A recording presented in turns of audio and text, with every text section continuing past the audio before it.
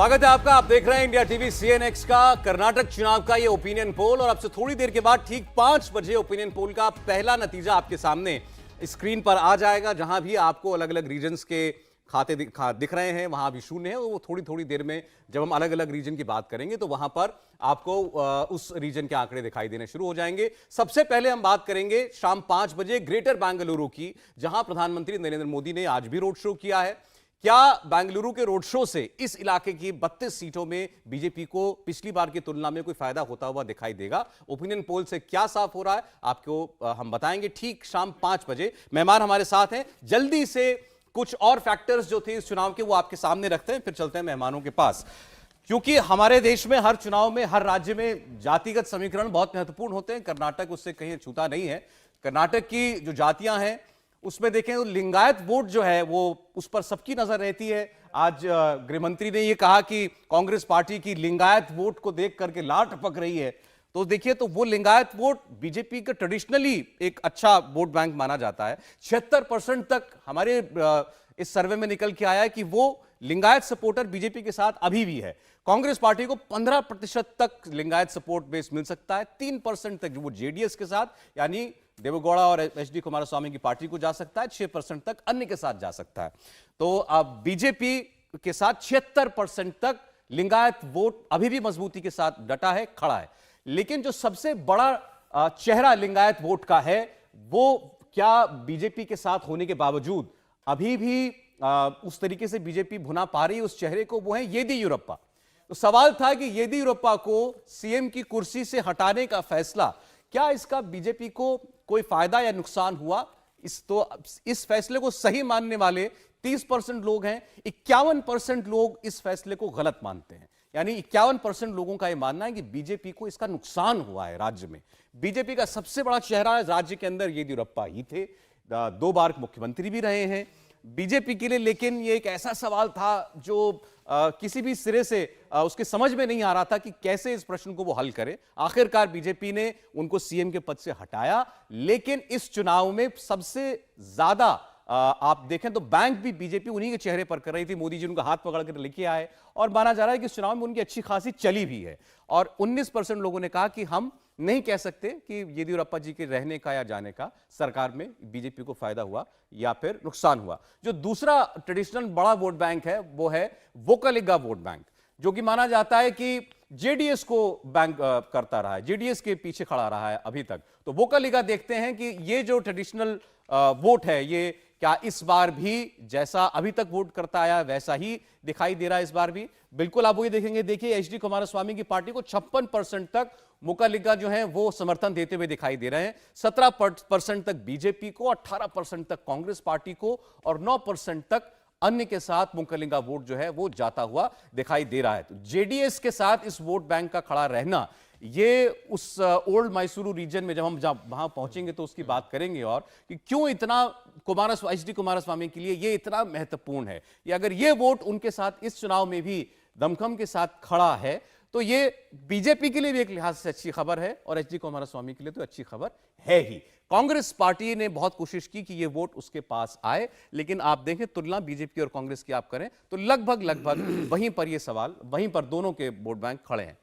अब एक और बड़ा सवाल था कि मुसलमान वोट किस ओर जाएगा इस बार। बहुत विकल्प नहीं है कर्नाटक की राजनीति में। कांग्रेस पार्टी है, दूसरा जेडीएस है। और आपने भी देखा हमारे जो साउथ के हमारे ब्यूरो चीफ हैं टी राघवन, उन्होंने आपको जवाब दिया। कांग्रेस पार्टी के साथ अगर 78% तक मुस्लिम वोट जाता है कर्नाटक के अंदर, तो इसमें आपको ये जो पहेली है बजरंग दल और पीएफआई की तुलना वाली, या बजरंग दल पर कांग्रेस पार्टी बैन लगाएगी, अपने मैनिफेस्टो में ये बात डालने का जिक्र क्यों आया? तो उन्होंने कहा कि कैलकुलेटेड रिस्क है। ये कांग्रेस पार्टी के सीनियर लीडर ने उन्हें बताया। और ये क्यों ये कैलकुलेटेड रिस्क लिया गया, उसके पीछे यही वजह थी कि ये मुस्लिम वोटर को एक इशारा करना था कि हम आपकी विचार समझ रहे हैं या हम आपके पीछे खड़े हैं। कांग्रेस पार्टी ये संदेश देना चाहती थी और इसलिए बजरंग दल का इस्तेमाल किया गया, बजरंग दल के नाम का इस्तेमाल किया गया। और वो 78% तक मुस्लिम वोट जो है वो कांग्रेस पार्टी के साथ खड़ा हुआ दिखाई दे रहा है। जेडीएस के साथ 13%, बीजेपी को मात्र 2% वोट। आप देखें तो ये 2% यूपी जैसे राज्य में भी जो एवरेज वोट बीजेपी को मुसलमानों का मिलता है उससे भी कम है कर्नाटक में। एक बार शाजिया इल्मी के पास हम जाना चाहते हैं। शाजिया जी, ये अब जो बजरंग दल वाली गुत्थी थी, ये कुछ ना कुछ अब सुलझती हुई दिखाई दे रही है। देखिए, इसके पीछे अब कांग्रेस के बाद, कांग्रेस के नेताओं ने उसके बाद जो कुछ कहा हो, ये पहले दिन से साफ था कि इसके पीछे थी मुस्लिम वोट की कहानी। बिल्कुल, और ये कांग्रेस की यही कहानी है। ये मुस्लिम वोट बैंक की कहानी ही कांग्रेस की एकमात्र कहानी है, और कोई कहानी नहीं है दरअसल। ना कोई रणनीति है, ना कोई सोच है, बस सिर्फ और सिर्फ मुस्लिम वोट बैंक की पूरी कहानी है, जिसके तहत कांग्रेस पार्टी अभी भी यहाँ पे है जो है। और इसीलिए सोच समझकर, जानबूझकर, हालांकि कमलनाथ ने इसको डिनाई किया और कहा कि ये गलती है, इसकी बात हो रही थी, लेकिन जानबूझ के बजरंग दल को क्यों अटैक किया जाता है, क्यों उसका उससे संबंध जोड़ा जाता है पीएफआई से, जो कि बाकायदा बैंड है, और क्यों उसके बारे में बात की जाती है, और खासतौर से मुस्लिम आरक्षण की बात की जब वो, ये जानते हुए कि सुप्रीम कोर्ट ने एक बार नहीं कई बार, 3 बार कहा है कि धार्मिक आधार पर आरक्षण देना सही नहीं है किसी भी तरह से। और इसके उन्होंने बहुत सारे कारण भी दिए हैं, क्योंकि कास्ट बेस्ड रिजर्वेशन से जो मंडल कमीशन के बाद से लागू हुए थे, शाहजहां जी, जैसे इनको पोलराइजेशन के लिए बजरंग दल याद आया, वैसे आपको 4 साल के बाद मुस्लिम आरक्षण याद आया, वो भी आपको इलेक्शन के टाइम पे याद आया? नहीं, ऐसा नहीं है। ये हमारी ही पार्टी है जिसने सबसे पहले इकोनॉमिकली वीक सेक्शंस के लिए रिजर्वेशंस की बात की है। तो ऐसा नहीं है कि भारतीय जनता पार्टी मुसलमानों के खिलाफ काम करना चाहती है, लेकिन ये पूरी तरह से तुष्टीकरण की राजनीति है, इससे मुसलमानों का भी फायदा नहीं होता। जो सिर्फ और सिर्फ कहने की बात होती है, जैसे कि सलमान खुर्शीद कहते थे कि एएमयू को अब मुस्लिम स्टेटस दे दिया जाएगा, माइनॉरिटी स्टेटस दे दिया जाएगा, या यूपी में भी लाना चाहिए, या सेंट्रल लेवल पर भी मुसलमानों को भी आरक्षण मिलने चाहिए। ये वही बात है, ये जानबूझ के बेवकूफ बनाना, रेवड़िया दिखाना, मजाक उड़ाना मुसलमानों का, ये लगातार कांग्रेस पार्टी ने किया है। और क्या करें, हमारे मुसलमान भाई भी ऐसे हैं जो सोचते हैं कि भाई एक यही हमारे रहनुमा है। तो यही कांग्रेस पार्टी की पूरी कहानी रही है। तो ये कोई नई कहानी नहीं है जो कर्नाटक में देख रहे हैं, लेकिन हमने इसका स्टैंड लिया है, हमने इस बात को अपने सामने रखा है, कहा है कि जिस पर अगर आप पूरी तरह से अपनी राजनीति केंद्रित करेंगे तो हमारी क्या है, हमारी बहुत क्लियर स्टैंड है, चाहे वो राम मंदिर निर्माण की बात हो, या हमारा आर्टिकल 370 पर हमारी सोच हो, या तुष्टीकरण की बात हो, या फिर लाभार्थी की बात हो, जिसके हिसाब से ना कोई मुस्लिम, ना कोई हिंदू, ना कोई जात पात, ये सिर्फ और सिर्फ राम राज्य यानी कि सुशासन के चलते। अच्छा ठीक है, इस पर जवाब दीपक जी से ले लेते हैं। दीपक जी, जो बात शाजिया जी कह रही है कि आप लोग सिर्फ तुष्टीकरण की राजनीति करते हैं, ठीक है शाजिया जी, आपकी बात आ गई, आप सिर्फ तुष्टीकरण की राजनीति करते हैं, और यही इसीलिए बजरंग दल को आप एकाएक कर्नाटक चुनाव में लेकर आए, आपने टारगेट किया वोट को पोलराइज करने के लिए। देखिए, इस संसार में किसी का अस्तित्व नहीं है जो बजरंग बली और राम का या माँ दुर्गा भगवती का अपमान कर सके, किसी का भी अस्तित्व नहीं है। ये मोदी जी और इनकी पार्टी का जो चरित्र है, झूठा ही लेना, झूठा ही देना, झूठा ही भोजन, झूठ चवेना, ये भाजपा का चरित्र है। बात ये आती कि बजरंग बली और क्या बजरंग दल एक ही है? हम तो उस बजरंग दल की बैन की बात करते हैं जो बिल्किस बानो के रेपिस्टों को फूल माला से स्वागत करते हैं। हम उस बजरंग दल को बैन करने की बात करते हैं जो सुबोध कांत जैसे इंस्पेक्टर शहीद को मार डालते हैं। हम उस बजरंग दल को बैन करने की बात करते हैं जो चर्चों पे हमले करते हैं। ये गलत है क्या? सांप्रदायिक पे और कौन बात करता है? तो नरेंद्र, जब से प्रधानमंत्री ने उसको जोड़ा अपने चुनाव के प्रचार में बजरंग बली से, उसके बाद से क्यों डिफेंसिव पर है? वही तो देखिए, डिफेंसिव बिल्कुल भी नहीं है। हम तो वही इनसे पूछ रहे हैं, क्या भाजपा के लिए बजरंग दल ही बजरंग बली है? इसका जवाब दे दें। क्या नाथूराम गोडसे ही इनके राम है? फिर तो यही चरित्र हो जाएगा भाजपा का कि राम को पूजा करने वाले लोग नाथूराम की इसीलिए पूजा करते हैं। इसीलिए भाजपा का कोई प्रवक्ता नहीं कहता कि हम लोग नाथूराम का पूजा करते हैं। तो बात यह है कि राम और हनुमान को लाकर यहाँ पे मुद्दों से भटकाने की बात करते हैं। हम 40% कमीशन खोरी पे बात करते हैं, हम उस 2,500 करोड़ के मुख्यमंत्री की बात करते हैं, तो यहाँ पे कोई बात ही नहीं करता। हम उस भ्रष्टाचार की बात करते हैं जिसमें हमारे राष्ट्रीय अध्यक्ष खड़गे जी कहते हैं, जय बजरंग बली, तोड़ो भ्रष्टाचार की नली। तो भ्रष्टाचार से पनपी है भाजपा, हर जगह सांप्रदायिक दंगे फैला के, और बात मुस्लिम आरक्षण की करते हैं। एक मराठा आरक्षण पे चुप हो जाते हैं सौरभ जी, एक गुज्जर आरक्षण पे चुप हो जाते हैं। इनका दोहरा चरित्र क्या है? इनसे पूछे ना, क्यों चुप हो जाते हैं महाराष्ट्र में, क्यों चुप हो जाते हैं राजस्थान में? क्या क्लैरिटी है इस पर? तो इनके पास कोई जवाब नहीं है। जी चाहता है गुजरात में क्या करे थे आप लोग? जेएनयू की बात कर रहे थे, ग्रोथ की बात कर रहे थे, मंदिर हॉपिंग हो रही थी। तो अपना स्टैंड क्लियर कीजिए। मैडम, भारतीय जनता पार्टी जो मैडम, कहती है वो करती है, वो सोचती है। जी आप शाजिया जी, सोच कुछ रहे हैं, कह कुछ रहे हैं, पलट कुछ और, पलट कर कुछ और नहीं, कह रहे हैं, आप कर कुछ और रहे हैं। जातिगत आपको पता आरक्षण, है क्या धार्मिक कर रहे हैं? आरक्षण पर इस बात वोट करते हैं तो आप बैंक की बताइए ना, गरीब राजनीति के महाराष्ट्र चलते में मराठा सबका नुकसान आरक्षण पे करा है आपका अपने। क्या स्टैंड है? तो गुजरात का तो आपने में अपमान आपका किया है, आरक्षण एक पे बात क्या नहीं, है? सही बात। आप राजस्थान में राम गुज्जर मंदिर आंदोलन पर होता है, उस पे आपके नेता एफिडेविट जाते हैं और दिया सपोर्ट उसने की बात राम करते मंदिर के हैं, खिलाफ। तो ये डबल लेकिन स्टैंडर्ड क्यों मुसलमान सौरभ जी, भाइयों के बताइए साथ ना आपने देश चलिए, को। अच्छा ठीक है। नहीं, डबल स्टैंडर्ड ये मत बताइए रखिए ना आप। मैडम। शाजिया जी, अभी हमने कई कुछ सामाजिक वर्गों की बात की थी, इसी में एक समूह की और बात कर लेते हैं। कुर्बा वर्ग की बात कर लेते हैं। इस वर्ग से आते हैं सिद्धरामैया जी, जो पूर्व मुख्यमंत्री हैं। इस बार जीते तो वो मुख्यमंत्री बनेंगे, कांग्रेस पार्टी जीती तो वो मुख्यमंत्री बनेंगे या नहीं बनेंगे, इस पर भी बड़ा सवाल अभी बना हुआ है। और इसमें देखें आप, तो कुर्बा इस वर्ग का जो समर्थन है वो कांग्रेस पार्टी को 75% तक मिलता आया है। इस बार भी लगभग 75% तक मिल सकता है। बीजेपी को मात्र 15%, जेडीएस को 8% तक और अन्य को 2% तक इस वोट बैंक का वोट मिल जाता हुआ दिखाई दे रहा है। तो इसमें कांग्रेस पार्टी को जो लायंस शेयर है, जैसे हम कहते हैं, 75% तक कुर्बा वोट हासिल हो सकता है। तो ये आपके सामने हमने देखा अभी तक जो डोमिनेंट वोट बेसिस हैं उनके आंकड़े रखे हैं जो सर्वे में निकल करके सामने आए हैं। और 5 बजने वाले हैं, इसके बाद आपके सामने हम पहले क्षेत्र की बात भी रखेंगे, पहले रीजन की बात।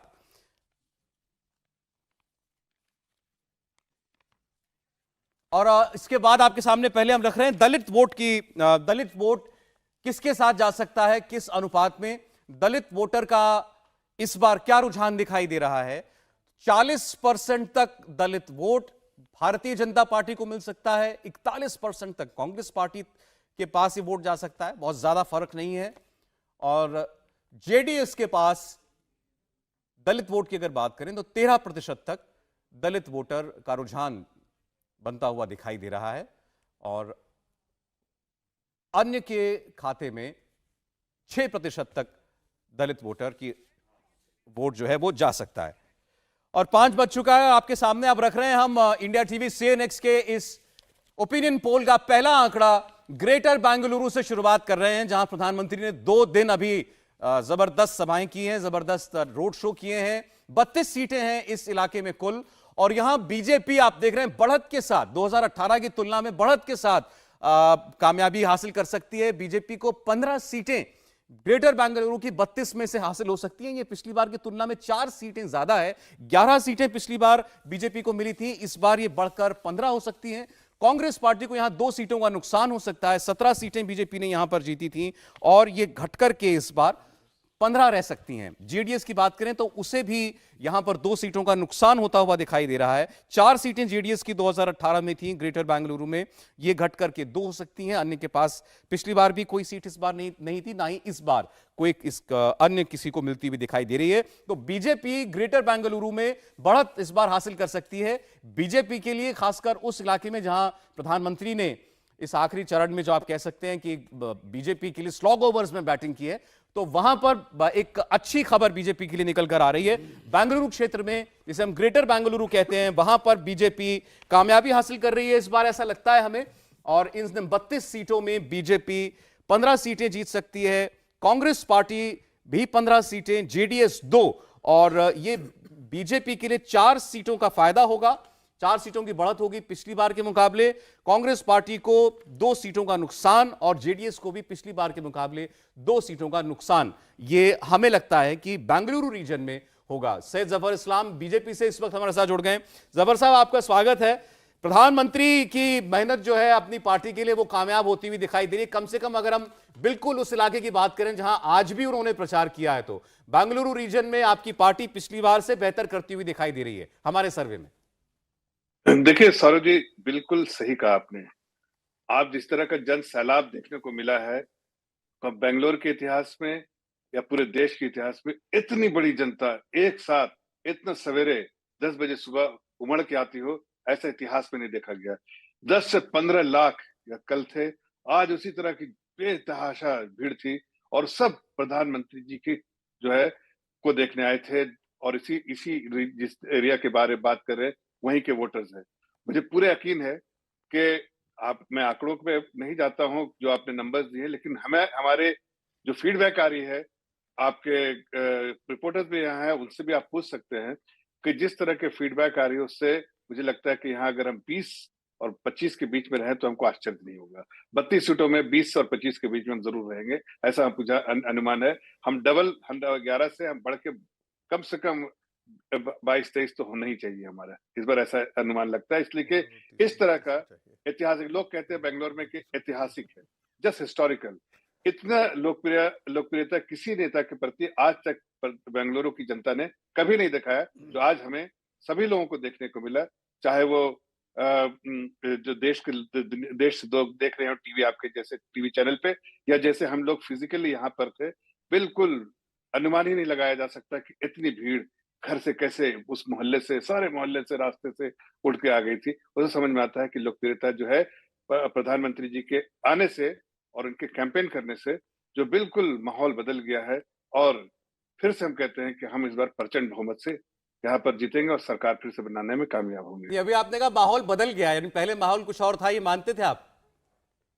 देखिए, इस बात को हम तस्लीम भी करते हैं और हमें कोई ये नहीं है कि जब भी बहुत बड़े लीडर पार्टी के, किसी भी पार्टी के आते हैं उससे थोड़ा सा फर्क पड़ता है, लेकिन आदरणीय प्रधानमंत्री की जिस तरह की लोकप्रियता है तो फर्क तो पड़ता है। और हम अगर सिंपल मेजोरिटी में थोड़ा सा थे, अब दो तिहाई की अगर सोच रखते हैं या बहुत अच्छा परफॉर्मेंस की उम्मीद करते हैं, तो मुझे लगता है कि ये शायद माहौल बदलने से, आदरणीय प्रधानमंत्री जी के अगुवाई से, और जब से उन्होंने कैंपेन ठीक है, आप किया, माहौल बदलने की बात कर रहे हैं। नीरज मिश्रा जी हमारे साथ स्टूडियो में हैं, कांग्रेस के प्रवक्ता हैं। नीरज जी, आप तो खाली कुर्सियों का जिक्र करते रह गए, और अभी फिलहाल जो ओपिनियन पोल दिखा रहा है उसमें 4 सीटों की बढ़त है, और अगर जफर इस्लाम साहब की माने तो ये और भी ज्यादा बढ़ेगा। इतनी भीड़ थी उनके रोड शो में।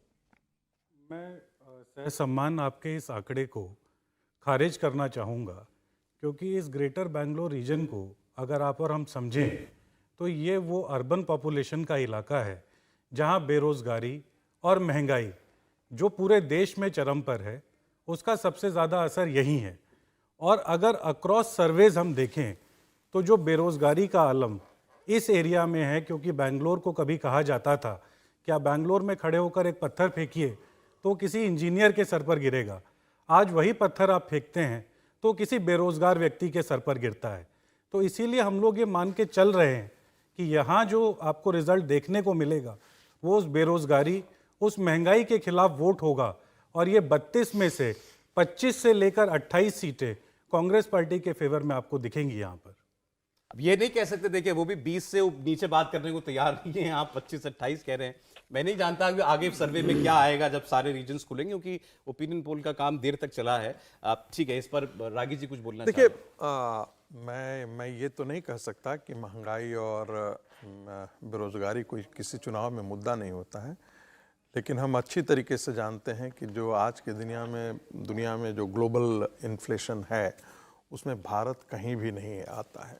6.4% का इन्फ्लेशन कोई बहुत बड़ा इन्फ्लेशन नहीं आप मान करके चलते हैं। और दूसरी बात है कि ये जो अर्बन पॉपुलेशन है, आप ध्यान रखिए, ये कोविड पोस्ट कोविड की स्थिति है।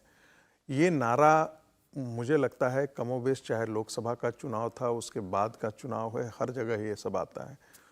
मुझे लगता है कि ये बहुत ज़्यादा असर नहीं करने वाला है कर्नाटक के चुनाव में भी। और आपने देखा है कि जिस प्रकार से कम्युनिटी के तौर पर पोलराइजेशन है, वो कलिंगा हो चाहे वो लिंगायत हो, तो मुझे लगता है ये फैक्टर जो है वो बहुत बड़ा है। भारतीय जनता पार्टी ने चुनाव में जो प्रधानमंत्री का छवि है वो, और साथ में जो बजरंग बली की जो नैरेटिव है, विमर्श है, ये कितना अक्रॉस द कम्युनिटी काम करता है, मुझे लगता है कि यही इम्पॉर्टेंट होगा। और दूसरी बात, जो ये 76% मुसलमानों का जो वोट पोलराइज हो रहा है, तो ऐसी चीज़ें होती हैं कि ये जो नैरेटिव होता है ना, तुरंत काउंटर पोलराइजेशन के तौर पर खड़ा हो जाता है।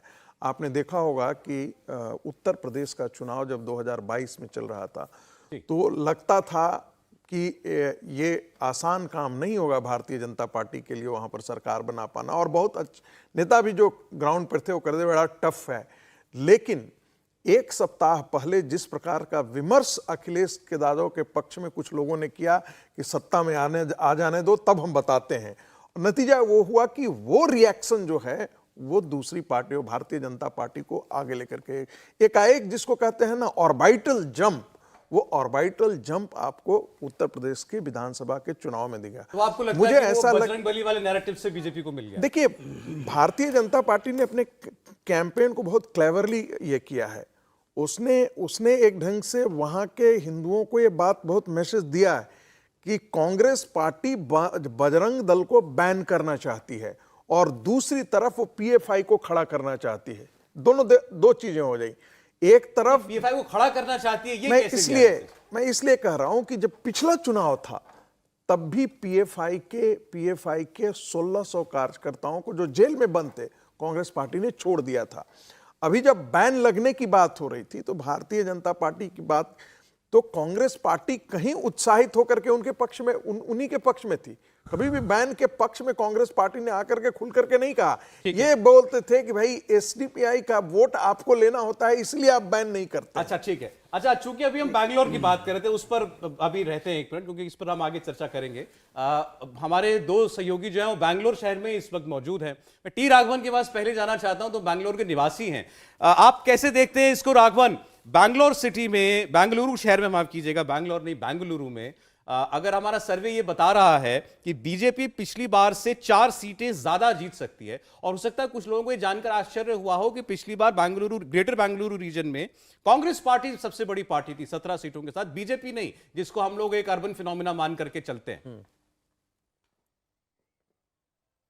जी बिल्कुल, देखिए सौरभ, इसमें सिर्फ पिछली बार भी नहीं, हर बार की अगर हम बात कर लें पिछले चुनाव में, तो कांग्रेस यहाँ पर हमेशा ज़्यादा अच्छा करती है बीजेपी के मुकाबले। वजह यह है कि यहाँ का कास्ट मैट्रिक्स कुछ ऐसा है। यहाँ पर वोकली का डोमिनेंट जो कम्युनिटी है वो सबसे ज़्यादा डोमिनेंट है। मुस्लिम साइजेबल पॉपुलेशन यहाँ पर है। एससी कम्युनिटी के वोट सबसे ज़्यादा यहाँ पर। इस बार जिस तरह से हम लगातार चर्चा कर रहे हैं कि प्रधानमंत्री के रोड शो ने एक मोमेंटम क्रिएट किया, हो सकता है ये बीजेपी के कार्यकर्ताओं को उत्साहित करे कि वो ज्यादा से ज्यादा अपने वोटर्स को बूथ तक लेकर जाएं। उसका फायदा बीजेपी को होता हुआ नजर यहां पर आ रहा है। दूसरी बड़ी बात जो है कि एससी वोटर्स, आपने बताया कि अपने सर्वे में भी हम ये बता रहे हैं कि इस बार ये जो परसेंटेज टुवर्ड्स बीजेपी है वो बढ़ता हुआ दिख रहा है, तो उसका असर यहां पर भी बेंगलुरु में होगा। और तीसरी मुख्य बात जो बहुत ज्यादा यहां पर सुनने को मिल रही है, वोकलिगा एज ए कम्युनिटी हमेशा जेडीएस को वोट करती है, लेकिन इस बार जो वोकलिगा में यूथ्स हैं, अगर उनको अलग कर देखें तो ऐसा लगता है कि उनका मन जो है वो जेडीएस से उठ चुका है। उसके कई सारे रीजंस हो सकते हैं, लेकिन अगर वो यूथ या फिर वो कांग्रेस की तरफ शिफ्ट होगा या बीजेपी की तरफ शिफ्ट होगा, और अगर सर्वे के हमारे ये जो अनुमान है वो सही है, तो लगता है कि वो बीजेपी की तरफ शिफ्ट हो रहा है, और जिसका फायदा यहां पर बीजेपी को मिलता हुआ दिख रहा है। बिल्कुल, देखिए आने वाले नतीजे बताएंगे कि किसको कितना फायदा मिल रहा है, लेकिन लगातार जैसे हम चर्चा कर रहे हैं, अब रीजन वाइज आपको हम बता रहे हैं कि आखिर रीजन वाइज ओपिनियन पोल में किसको कितना फायदा मिल रहा है। अब हम ग्रेटर बेंगलुरु के बाद अगले रीजन की तरफ बढ़ेंगे और आपको बताएंगे कि वहां पर आखिर किस तरीके से फायदा मिल रहा है, बीजेपी को मिल रहा है, कांग्रेस को मिल रहा है या जेडीएस को मिल रहा है। हैदराबाद कर्नाटक की अगर हम बात करें, इसके बारे में हम चर्चा करेंगे। हैदराबाद कर्नाटक जो रीजन है, आखिर यहां पर कौन बाजी मार रहा है, किसके मुद्दे जनता तक ज्यादा पहुंच रहे हैं, इस रीजन की अगर बात करें तो जल्दी से वो आंकड़ा अब हम आपके सामने रखेंगे, और इस आंकड़े से आप समझेंगे कुल 40 सीटें हैं हैदराबाद कर्नाटक रीजन में, और कांग्रेस यहां पर हमेशा लीड लेती रही है, और इस बार भी कुछ ऐसा ही नजर आ रहा है। बीजेपी के पास सिर्फ 6 सीटें जा सकती हैं, -9 यानी 9 सीटों का नुकसान इस रीजन में भारतीय जनता पार्टी को हो रहा है। जबकि अगर आप कांग्रेस की बात करेंगे तो 32 सीटें यहां पर कांग्रेस जीत सकती है। 11 सीटों का यहां पर इजाफा हो रहा है कांग्रेस को। इसी बात से आप अंदाजा लगा सकते हैं कि कितना मजबूत यहां पर कांग्रेस रहती है। मल्लिकार्जुन खड़गे एक बड़ा चेहरा है, और इस रीजन में बीजेपी के पास कोई इतना बड़ा चेहरा नहीं है। जेडीएस की बात करें तो जेडीएस यहां पर कुछ ज्यादा कमाल करती हुई नजर नहीं आ रही है। सिर्फ 2 सीटें इस रीजन में जेडीएस को मिल सकती हैं। सीधे सीधे 2 सीट का नुकसान जेडीएस को हो रहा है। अन्य की बात करें तो अन्य का यहां पर कोई भी खाता नहीं खुल रहा है। यानी अभी फिलहाल आप हैदराबाद कर्नाटक रीजन को देखेंगे तो यहां बीजेपी को नुकसान हो रहा है। बीजेपी 6 सीटें जीत सकती है, 9 सीटों का नुकसान है। उसके उलट अगर हम कांग्रेस की बात करें तो 32 सीटें कांग्रेस को मिल सकती हैं। 11 सीटों का यहां पर जो फायदा है वो कांग्रेस को हो रहा है। देखिए, अभी केवल एक रीजन से ही इतनी बढ़त कांग्रेस ने हासिल कर ली है। गैप केवल एक रीजन में ही कांग्रेस ने बीजेपी के ऊपर बना लिया है इतना। 47 कांग्रेस और 21 बीजेपी, हमने 224 में से 72 सीटों का सर्वे केवल आपको अभी तक दिखाया है ग्रेटर बेंगलुरु का, और उसके साथ साथ हैदराबाद कर्नाटक का जो सर्वे है वो हमने आपको दिखाया। और यहां पर आप देख रहे हैं कि जो हैदराबाद कर्नाटक रीजन है ये सॉलिडली बिल्कुल कांग्रेस पार्टी की ओर जाता हुआ दिखाई दे रहा है। 32 सीटें इन 40 में से कांग्रेस पार्टी जीत सकती है, बीजेपी मात्र 6 सीटें। रामकृपाल जी, इस एक रीजन से ही आप देखिए तो काफी बढ़त कांग्रेस पार्टी बनाती हुई दिखाई दे रही है। निश्चित रूप से ये जो है इसमें तो ऑब्वियस है कि काफ़ी बिल्कुल बीजेपी बहुत कमज़ोर है। लेकिन एक बात जो मैं ये कहना चाहता था, मैं ओपिनियन पोल हो सकता है कि सही हो बिल्कुल, लेकिन 18 के बाद इस देश में जो भी चुनाव हुए हैं, यानी कोविड के बाद जो चुनाव हुए हैं, उसमें एक नई चीज़ उभर के जो पैन इंडिया आई है वो है एक लाभार्थी वर्ग जिसको मुफ्त का राशन मिल रहा है, बहुत सारी चीज़ें मिल रही हैं उसको। जो मोदी जी जो आज गिना रहे थे उसके अलावा ये चीज़ें हैं। ये जो हुआ है 19-20 यानी उसके बाद के चुनाव में, और कहीं भी आप देखिए उसके बाद के जो चुनाव रहे हैं वहाँ इस लाभार्थी वर्ग ने बहुत बड़ा एक रोल प्ले किया है। जो कास्ट, क्रीड, अपनी जाति, धर्म इससे ऊपर उठ करके है उसमें। मैं नहीं कहता कि जैसे उत्तर प्रदेश में हुआ है। अब आप सोचिए कि उत्तर प्रदेश में 80% सीटें कोई पार्टी किसी भी फार्मूले के तहत नहीं जीत सकती, क्योंकि 150 सीटें वहाँ ऐसी होती हैं जहाँ पे माइनॉरिटी वोट, मतलब वो काफ़ी डिसेसिव होते हैं। तो मैं ये कह रहा हूँ कि एक हमको ये फैक्ट सोचना चाहिए कि ये जो लाभार्थी वर्ग पैदा हुआ है वैसा तो नहीं को कर्नाटक में बिल्कुल डिफरेंट हो जाएगा। तो जो भी आंकड़े हैं, अभी आप कह रहे हैं कि एक सर्वे आया, हम उसको देख लेते हैं, लेकिन हमें नहीं भूलना चाहिए कि एक लाभार्थी वर्ग पैदा हुआ है जो पारंपरिक एनालिसिस के खांचे में नहीं आता है। जो वो ठीक है सर, लेकिन क्या हम ये तो इससे तो इग्नोर नहीं कर सकते कि बीजेपी की गवर्नमेंट्स में भी परफॉर्मेंस तो अलग अलग होगी। नहीं, निश्चित रूप से मैं यही कह रहा था। दूसरी बात जो आप कह रहे हैं कि देखिए, जब हम सीट देखते हैं, राजस्थान में क्या हुआ था आपको पता है, नारा क्या था? मोदी की लोकप्रियता रही है। कर्नाटक में भी विधानसभा में जिस तरह से हुआ, और देखिए लोकसभा में तो सारी सीटें मोदी को दी।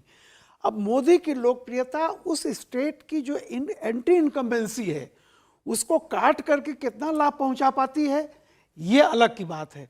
तो जो अभी मुझको ऐसा लग रहा है कि भाई ओपिनियन पोल पर तो मैं नहीं, लेकिन एक डिफरेंस, हालांकि जब हम टोटल 224 का देख लेंगे उसके बाद हम ये करेंगे, लेकिन जैसा आप अभी दिखा रहे हैं उसमें तो ये थोड़ा मुझे आश्चर्य हो रहा है कि 6 और इतने का फर्क, अगर ये हैदराबाद और कर्नाटक जो रीजन अब हैदराबाद कर्नाटक में और बैंगलोर के रीजन में वाकई में इतना अंतर है। और आगे कुछ और 4 रीजन्स और अभी बाकी हैं। देखना होगा कि बीजेपी जो है वो इसकी भरपाई आगे कर पाएगी या नहीं कर पाएगी। एक बार भावेश के पास जाना चाहते हैं जिन्होंने सर्वे किया सीएनएक्स से। भावेश, ये थोड़ा सा खास तौर पर यहाँ नॉर्थ में हम लोग बैठे हैं, उत्तर भारत में, या हिंदी भाषी जो हमारी ज्यादा ऑडियंस है उनको शायद अटपटा लग रहा हो कि एक ही प्रदेश में 2 अलग अलग क्षेत्रों में इतना अंतर कैसे आ सकता है एक वोटर के नजरिए में। सौरभ, मैं जहाँ बैठा हूँ बेंगलोर में भी, यहीं पे आज प्रधानमंत्री जी का जो रोड शो था यहीं पे आके जस्ट इस होटल के नीचे जहाँ मैं ताज में बैठा यहीं पे खत्म हुई। उस भीड़ को देख के आप, जो भी बैंगलोर का जो हमने भी रिजल्ट दिखाया, उस भीड़ को देख के आप कहेंगे तो सच में बीजेपी यहाँ पे 15 नहीं उससे ज्यादा भी सीट जीत सकती है। बट जैसे कि हमारे आपके टी राघवन सर ने कहा कि आप देखिए, जब कोई एक इशू आता है जो जिससे हाईली पोलराइजेशन हो सकता है तो उसका एक रिएक्शन भी होता है। बीजेपी को जहां पे जिसका फायदा हो सकता है वो आने वाले आप सर्वे के जब हम ज्यादा डिटेल में जाएंगे आप देखेंगे कि बीजेपी को उस इशू का फायदा हुआ है। लेकिन जहां पे बीजेपी का संगठन उस तरह का नहीं है या जो कास्ट कॉम्बिनेशन है, जो सोशल बैकग्राउंड है उस रीजन में बीजेपी के फेवर में नहीं है, वहां पे एक रिएक्शन भी तो है। इसीलिए आप हैदराबाद कर्नाटक में ये एक रिएक्शन आप मान सकते हैं कि बीजेपी पिछली बार से इतनी कम सीटें जीत रही है। इंडिया टीवी हर वक्त हर जगह डाउनलोड करने के लिए सर्च करें India TV news Google play store या ऐप स्टोर पर।